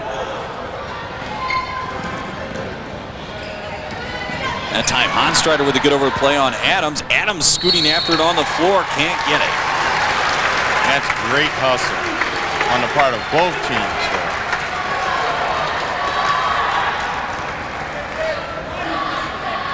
And Shane Gibson may have gotten the wind taken out of him, it looks like. And that dive on the floor. Shane's not going to come out when he's on a hot streak like he is. 12 in the second half, 16 overall. He is the leading scorer for IPFW at this point. We're going to have a substitution though. Simmons going to come in for Gibson. I imagine you'll see him one more time because as a senior, he is probably going to get a round of applause. Andy Piazza, the IPFW coach, will put him back in. It's going to be very interesting to see if Coach Piazza can give all of his 8 seniors a curtain call. I don't know if he has enough players on the bench to give them all a curtain call. This is Honstrider. 2-man game. Honstrider with the baby hook. Doesn't go. Walton inside for a board. Upset he didn't get it. And John Honstrider brings you what Pat Murphy brings you, aggressive inside play. And 5 more fouls that he is not reluctant to use. Honstrider goes 6'6". They list him at 220, perhaps a little more. This is Agner. Honstrider and Gibson converge. Honstrider is going to pick up his first foul. That's the 8th team foul. Or a scratch at the 9th team foul. And Sean Gibson took a little whack in the face, which is really nothing unusual for Sean. He usually takes a lot of whacks and falls. No, it's just a regular game for Sean. He has not been bloodied yet this game, has not had to change uniform, and has not hit the deck, I believe, this game. Agner hits them both. He's got 12 in the second half, 17 overall. And it's an 11-point lead. IPFW in a comfort zone right now. 5.5 to go, but they can't get careless. Simmons now on top. Tough pass that time, Simmons. Perhaps a bad pass in traffic. Skidorsky now can knock it down to single digits here. Agner on the baseline. Good look that time. Woodard with the assist. And it may be, I was just about to say, it may be time for a timeout for the Mastodons, as again, you see that 10-point gauge. When you go up by 10 points, that opposing coach will call a timeout. And when you get down, go on a little run and get down under the 10-point level, that coach will call the timeout. Charlie, how about this team next year? They're losing 8 seniors. What does IPFW have coming in this time? Well, what you, again, and I think I've said it before, what you have to try to do as a coach to run into those cycles to stay on top, you have to bring in some good freshmen. You have to bring in some junior college players, as Bobby Knight found out a few years ago with the 1987 team. Correct. You have to at sometimes use some of those junior college players that have experience, even though they still have to get used to a new system. So you have to keep that young, new blend to keep that cycle going. It may be tough next year, but you have Jeff Smithy coming back, Russ Marcinek, a good, solid point guards, and then also Scott Simmons will probably take on more of a leadership and scoring role next year. This is Honstrider with a good move inside. His first points of the game. Great left-handed move that time by Honstrider. Immediately come out. Good play down low to Honstrider. Nice offensive set. And it's back up to double digits. 11 points for IPFW. This is Woodard inside to Adams. Can't stop him that time. Liebert tries to front him. Adams now has 16 for Lewis.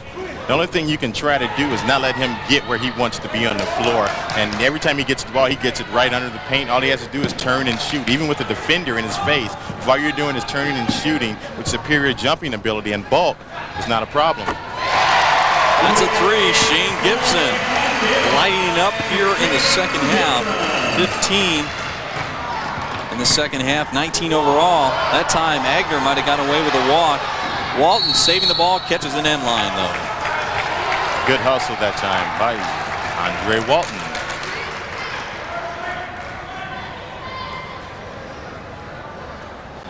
The Dons have come out and done exactly what they want to do after you call a timeout when another team is going on a run. An easy inside bucket and then a good three-point basket. This is Kilo inside Adams. One-on-one blocked by Sean Gibson. Well, a little consolation for Adams that there is a foul. Check Let's this have one another out. look.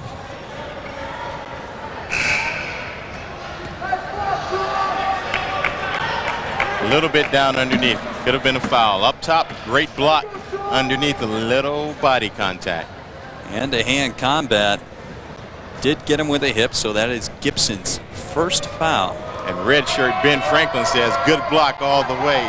Ben, another player next year. We hope to see some great things out of him, along with Len Bullard coming back almost like a new recruit.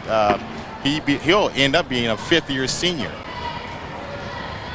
Atlanta can't stroke from the outside, as Charlie will attest to. Great athlete, Len Bullard. Has 2 more years left, actually. Adams now has a team-high 18 points. He's going to get a break. He's a senior. This Lewis team only a couple players away from really being a really solid team from what we've seen here tonight. Press doesn't work that time. Walton breaks it. 1-on-3. He's going to get, no, they called a block on Woodard, and he is gone. 5th foul on Willie Woodard. From up here, it looked like Woodard was there. He must have moved. Andre Walton did a little maneuver to avoid him. Maybe he turned sideways, it looked like, as we saw the end of that replay there. Get another look at that replay. Woodard is gone, though. Have a minute to replace him. Tim Hansen in the game now for Woodard. And Adams with a pre-frest is now back in the ball game.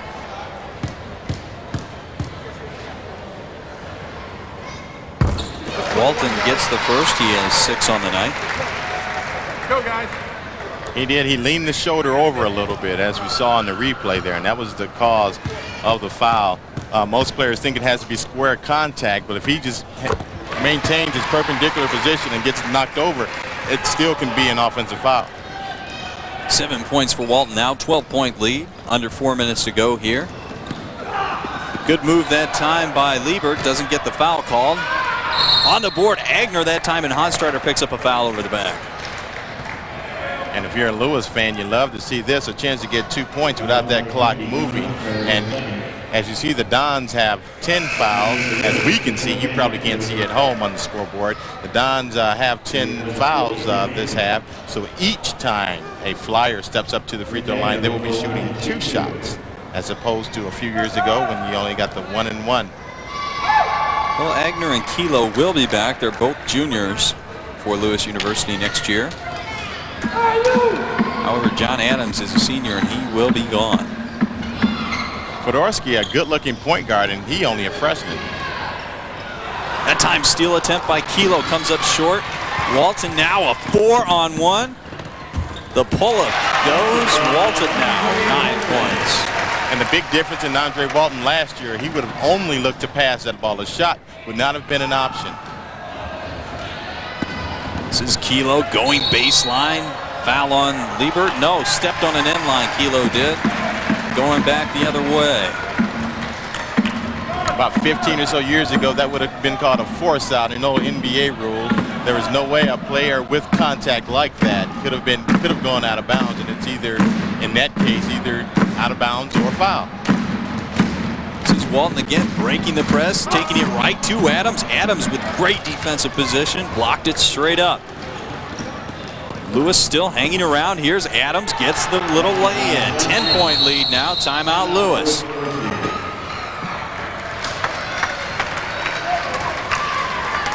$20 now for Adams. He has his average. Okay, getting set for action here again. 3:02 left in the ball game. 78-68.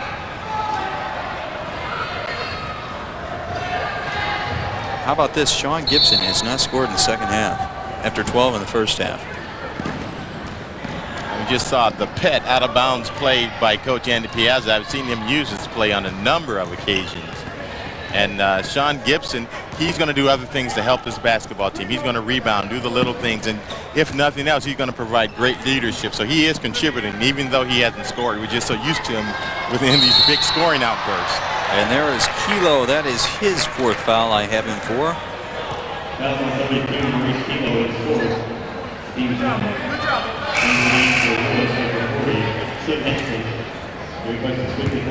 Substitution now. Tim Hansen, a 3-point shooter coming in for Lewis. And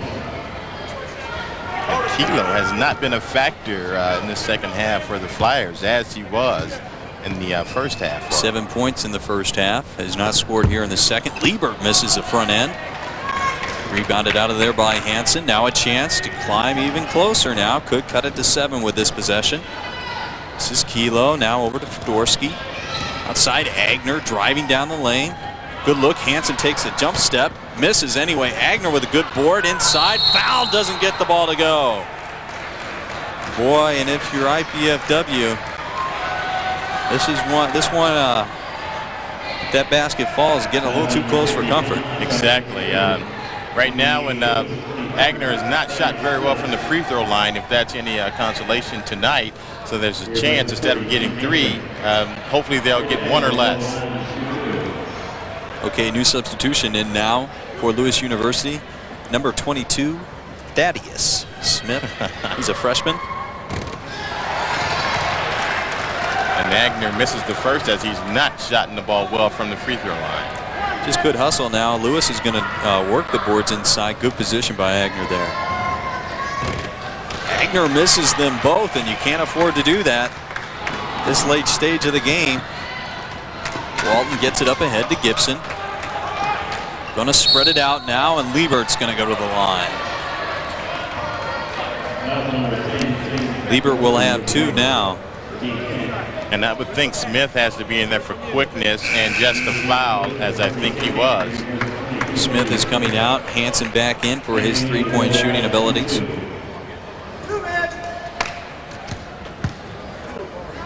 Agner has taken the most 3-pointers this year, 127 coming in for Lewis. So they'll be looking for him down on the other end because IPFW will be shooting 2 on out anytime they step to the free throw line now. That is Liebert's. Quickly tally here, 13th point. Agner comes out of there with a board. Lewis has to get something up in a hurry. Down by 11. This is Kilo in the lane. Nice move. Rimming, yes. Timeout, Lewis. That's their 3rd here in the second half. And Smith being inserted back into the basketball game, and Lundquist, and they're in there to apply defensive pressure and to make fouls. Somebody has to foul, and you want players that don't have that many fouls on them to make those fouls. 79-70 IPFW right now in control, but can't let this one slip away. Charlie Washington will be along at the end of the contest here, the player of the game. Right now, I'm not really sure who that is. Charlie's giving me hand signals up here. He's not really sure himself. A call from the office says, how about all the seniors? I like to go with that. You want to go down and interview all 8 of them. That's your prerogative. They certainly have turned this program around, and what a great job by Andy Piazza.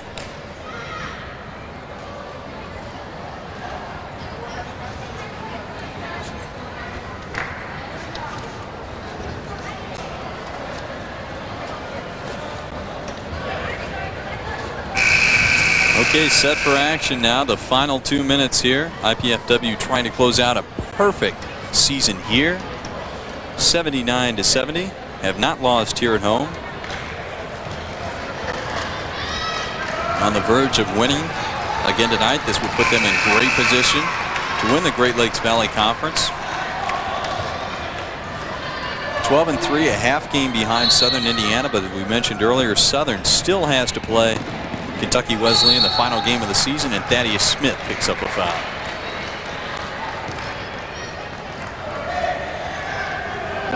And that game could work out very well for the Mastodons. Wesleyan still fighting on their tradition, will still be fighting for a berth into postseason play. And if they beat and the Dons continue on their winning ways and win their last 2 games, that could mean that the Dons would outright win the GLVC and automatically get a bid. Well, not automatically, but more times, invariably almost, so. Almost a foregone conclusion. Yes, the winner of the Great Lakes Valley Conference receives a berth into the 32-team field, I do believe it is, postseason NCAA Division II tournament.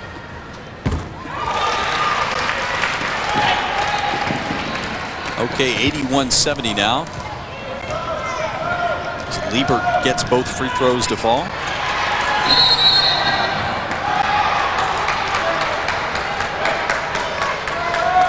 And now it's time when Lewis just has to load up the three and hope that IPFW cannot hit free throws.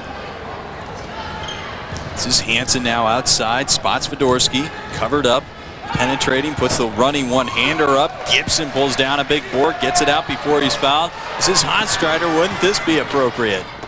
Walton instead for the layup. He's Agner back the other way against Gibson. Gibson going to pick up the foul. Agner doesn't get that high off the ground, but he's a leaner, kind of reminiscent of a guy we talked about a little earlier from Andrean High School back in Gary, Indiana. Now coaching for the IU Hoosiers in high school, Dan Dockett. Kind of reminded me of Agner out there tonight. Doesn't jump very high, kind of leans in, banks a lot of shots off the glass. Good ball player, though. Who, Agner or Dockett? Both. But since Dan went on to play 4 years for Bobby Knight at IU, I would tend to say he may be a little better. Okay, Agner hits the first, has the second as well. Got him for 19 tonight. Adams on the bench for Lewis has 20. And this is just going to be a foul festival coming back the last minute 30 here. Lundqvist picks up the foul. Shane will go to the line for 2. Foul was on Kilo, his 5th foul. Oh, Kilo is gone. Okay, take your pick. Kilo has fouled out. And now the Flyers have an offensive team and the defensive team. And right now their offensive team is going to the free throw line. Adams back in the game. This is Shane Gibson at the line. Boy, he's had a good night tonight, especially in the second half. 15 points in the second half, 19 overall. Leading scorer for IPFW tonight. 20 point of the evening for Shane Gibson.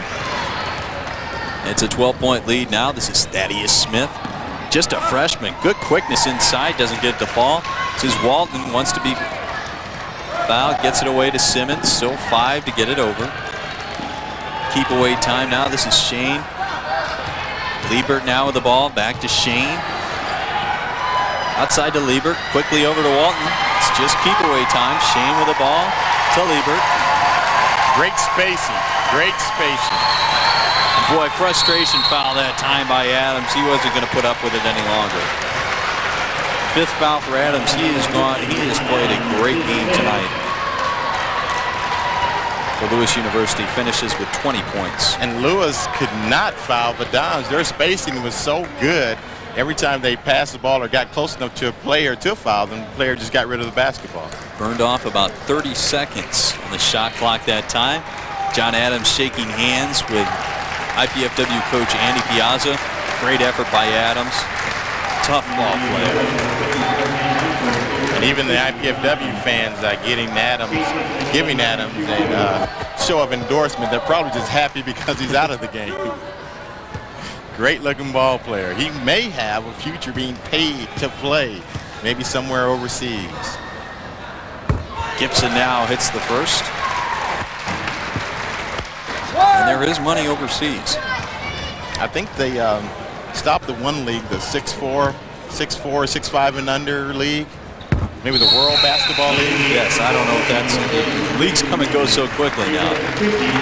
Okay, this is the first of the substitutions. Now, John Honstrider coming out for the last time. Gets a hand from the crowd and a hug from Coach Piazza. Honstrider finishes with 2 points. And Coach Piazza may be able to pull it off the curtain calls. Pat Murphy helped a little by fouling out, getting his curtain call a little earlier. This is Lundqvist down low. That's 6 points for Lundqvist. Still a 12-point lead. And Gibson is going to go to the foul line again. Smiling. Talking to brother Sean.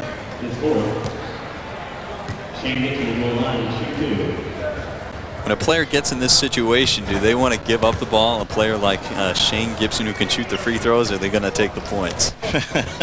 I'll take the points. Yeah. And another senior will get a curtain call. Coming in, Tom Patterson. Andrew Liebert's time. Another standing O. Nice second half for Liebert. 11 points in the second, 15 overall. Now Lewis can accommodate with a foul situation here. Yeah, each time we go to the free throw line, we get a chance to give the seniors a curtain call. We have 2 more to go. 3 more to go. 3 more. Andre Walton's still out there as well. 42 seconds. Maybe we can do it. 86-74. Shane misses a first.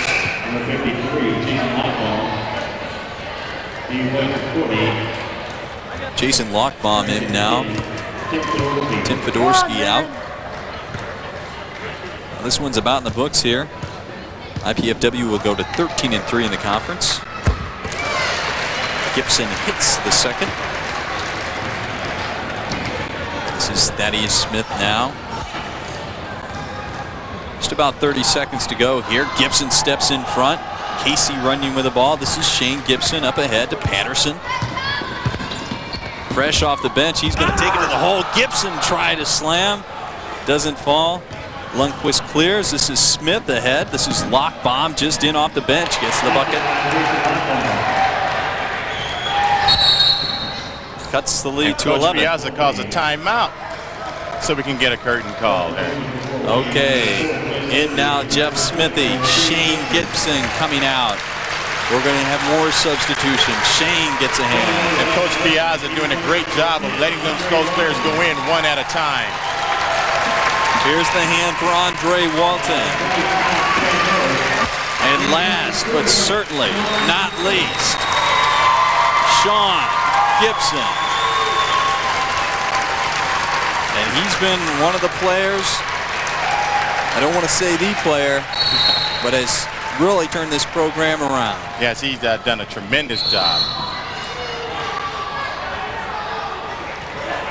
Crowd still on its feet.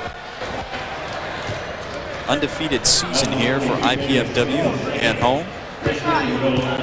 Trying to track that down. I believe they're 13-0. We'll check on that. It sounds like a great move ever since we changed the building over to the Gates Center. Don's basketball team is not lost here yet. Okay, Jeff Smithy with his first point of the ball game. 88-76, 89-76. Final seconds of the game here. This is Smith inside Lockbaum. That's going to do it. 89-76. Good win for IPFW tonight. Played a good second half. Scored 54 points in that second half, and believe it or not, Sean Gibson did not score for IPFW. What a good sign in the second half. As if you can win a basketball game and score 89 points without Sean Gibson even scratching the scoring column in the second half, you're talking about a very good basketball team and a team that doesn't have to rely on probably the Great Lakes Valley Conference Player of the Year and possibly first team All-American. Okay, well, that's the final score right there, 89-76. We're going to take a break right now and see if we can get some of those seniors out on the floor with Charlie Washington right after these messages.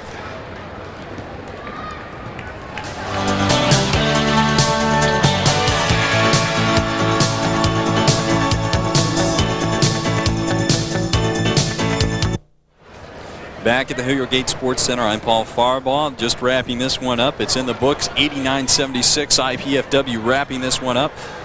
We at IPFW here are pleased to bring you a cablecast of NCAA athletic competition. We hope that you've enjoyed the excitement in the show here of intercollegiate sports from IPFW. To provide for such programs, we need your support. With the help of many volunteers, we're able to produce these programs at relatively low cost. Now, your contribution will defray any of the production costs not covered in the Channel 6 budget, and the College Cable Access Center invites you to invest in quality college programming. See the address there to send your contributions, 2101 Coliseum Boulevard East, Fort Wayne, Indiana, 46805. Channel 6 is where you address it to.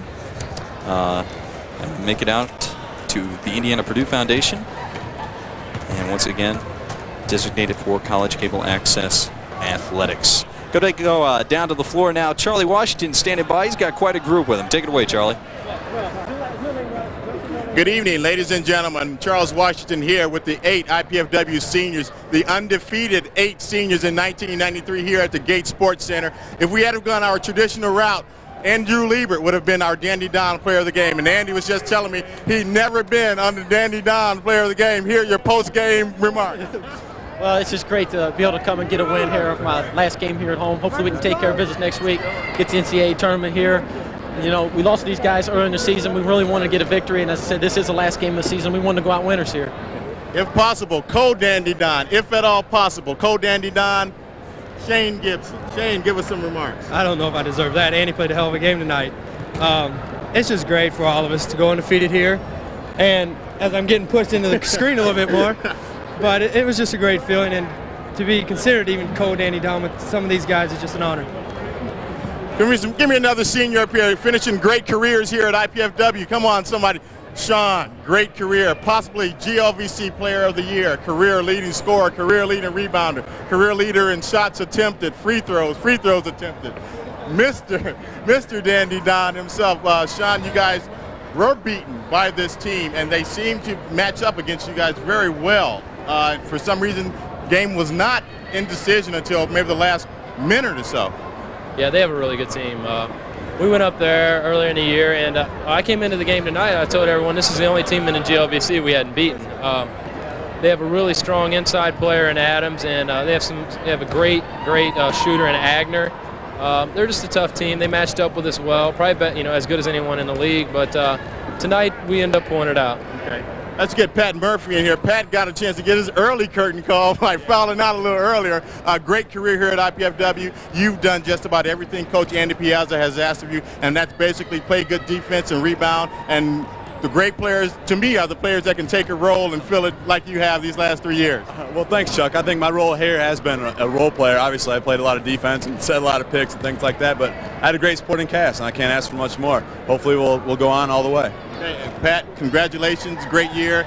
Never lost in this building. Keep doing it. Won't play here again, but hopefully you have about 5 or 6 more games. You know what that'll mean. Yeah, hopefully we get a chance to host a tournament, and if that happens, we might get a chance to play here again and keep the streak going. Great. That would be a great asset for the Dons in postseason play. Yeah, we would. We'd look forward to that. Great. Let's get Big Doug Ranke in here. Basically a 4-year starter out of Fort Wayne Concordia, one of the homegrown boys on the basketball team this year. Doug, great career here at IPFW. Congratulations. First of all, this big win tonight and your great career here.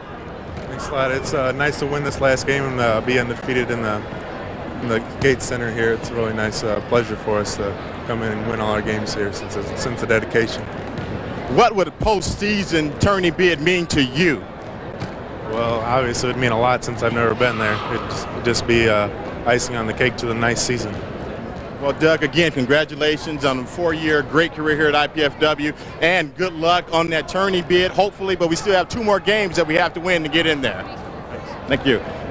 Another senior, Tony Martin. Tony, you've been injured for most of the last 2 years, got big minutes. Great significant minutes tonight, a great role player here at IPFW. You've come in and you've done exactly what Coach Piazza has asked you to do tonight. A great spark off the bench. You've done a lot of good things out there tonight. Won't show up in the box score, but you played a great game tonight. Yes, I think my defense is what Coach puts me in there for. So that's just what's my job, is just going for defense, stop the #1 guy. Well, Tony, again, as the other 8 seniors, I've been saying it and continue to saying it, thank you for the 4 years, or actually in your case, 2 years here at IPFW. You had a good career here, played a lot of great basketball games. Probably haven't played as much as you'd like to with the injuries. But again, good luck in the last 2 games of the season, and we'll get in that tournament, and hopefully we can take it all the way. All right, thank you. And excuse us for continuing to move, but it's kind of hard to get 8 players in here. We're winding down the 7th senior here on the team, Andre Walton, the floor leader. You can naturally see the difference between this young man last year and him this year. You were more offensive-minded all year. You took the team from preseason. You said it was your basketball team. I'm sure Coach Piazza said it was your team, and you've done a great job running this team. Yeah, he gave me the opportunity to call the plays when I think one of the plays he called is not working. So some plays I see that I think that may work. Sometimes they work, you know. A lot of times they work, sometimes they don't. I be on the floor, he be on the sideline. I see different things than he do. All right. you're more or less, when you're a point guard, and maybe you don't have to be the point guard, but you're making most of the ball handling decisions. So you are more or less a coach on the floor, aren't you? Oh yeah, I'm a coach on the floor. There's a lot of guys look up to me to get them to going. So that's a lot of pressure, but I'll take it. The floor general, Andre Walton, the leader of this basketball team. Andre, congratulations tonight on a very big win, and again, good luck those last 2 games, and let's get in the tournament and do some great things. All right, thanks. All right, let's get Mr. Hanstrider in there, our great 8th senior here, and maybe we can end this. And John, I think we need to get over a little bit. You need to get over, and they're just pulling us and pushing us around. Congratulations, John, again on a great career here at IPFW. You've been a great role player here. You've done whatever, again, and I'm saying this to just about every player that comes up here. You've done whatever Coach Piazza has asked you to do and filled roles extremely well, and you never sit down. I've never, even when you run crutches, John, I see you standing over there, you never sit down. Well, I just try to keep the team up and the team going. And Coach Piazza, he did a great job with us. And us guys on the bench, we know that when we come in the game, we just have to do whatever we have to do to help this team win. And if you're not getting in there, hey, these guys on the court, they need the help from the fans, and especially the guys on the bench. Yeah. Well, John, I'm going to let you get in the celebration with the rest of your teammates. We had all 8 of you up here. Again, congratulations on this big win tonight. 2 more to go. Let's get into the tournament, and let's take it off. All right. Charles Washington again with all 8 of the seniors exiting the Gates Center after a great career here. No losses here in the Gates Center. Great win for the Dons tonight, and hopefully they can win their next 2 games and get into the tournament. And now back to you, Paul. Thank you, Charlie. Good job down there. IPFW closes out a perfect year at the Gates Sports Center, 16-0. A lot of people still on the floor here. A special night for the players. Andy Piazza, what a job he's done. 6th year here. He's 114-51 with tonight's win overall. There you see the final 89-76 IPFW. Quickly, the points totals, if we can run those down for IPFW. 23 for Shane Gibson tonight. He's the leading scorer. Andy Lieber threw in 15. Also in double figures, Sean Gibson 12. Ranking with 10. Simmons with 10 and Walton with 11. Lewis led by Rich Agner with 23. And John Adams with 7. Well, we want to take this time also to thank Channel 6 volunteer crew and the Learning Resource Center at IPFW for their contributions to the live production of our basketball games. And also one more time, the people at Cable Access Incorporated of Fort Wayne for a grant they made that make these telecasts possible. This College Cable Access Sports presentation is underwritten in part by grant from them, and we appreciate it. Well, that's going to do it from up here. It is 89-76, the final one more time. For Charles Washington, I'm Paul Farbaugh. Have a good evening.